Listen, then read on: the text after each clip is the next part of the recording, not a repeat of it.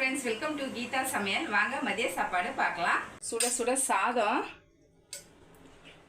நீட்டு சொரக்காய் போட்டு கூட்டு வச்சிருக்கேன் பச்சை பருப்பு போட்டு கொஞ்சமா தேங்காய் சீரகம் பச்சை மிளகாய் அரைச்சி ஊற்றி தேங்காய் எண்ணெயில் தாளிக்கிறது ரொம்ப சூப்பராக இருக்கும். ரொம்ப ஈஸியும் வேறு, டேஸ்ட்டும் சூப்பராக இருக்கும். காரம் அவ்வளோவா இருக்காது.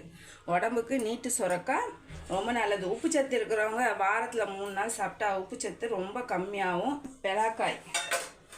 பலாப்பழம் சாப்பிட்டுட்டு அந்த கொட்டை இருக்குது பாருங்கள், அதை நல்லா மசாலா தூக்கலாக போட்டு சூப்பராக அப்படியே வெங்காயம் தக்காளி போட்டு சிக்கன் போல் பண்ணியிருக்கேன். செம்ம வாசனை. அப்புறம் தேங்காய் பால் ரசம் வச்சுருக்கேன்.